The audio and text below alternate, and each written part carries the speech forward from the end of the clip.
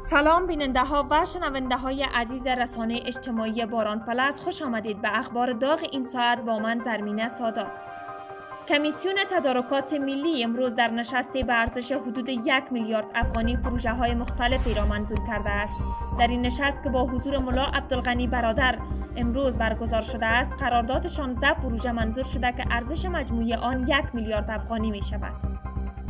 حسین امیر عبدالحیان وزیر خارجه ایران با فریدون سیملی اغلو هماهنگ کننده سازمان ملل درباره وضعیت افغانستان دیدار کرده و بر تشکیل حکومت فراگیر و مبارزه با هراستگری در افغانستان تاکید کرده است.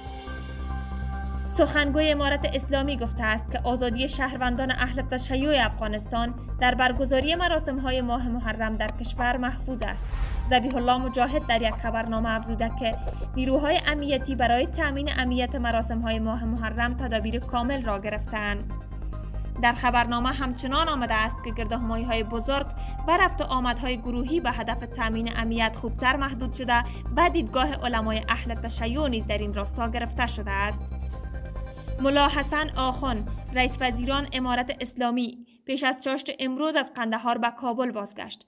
دفتر ریاست وزیران میگوید ملا حسن آخون پس از درمان در قندهار به کابل بازگشته و به عنوان رئیس وزیران کشور به کارش ادامه خواهد داد. این بود خبرهای داغ این ساعت که تقدیم شما کردیم. تا ساعت خبر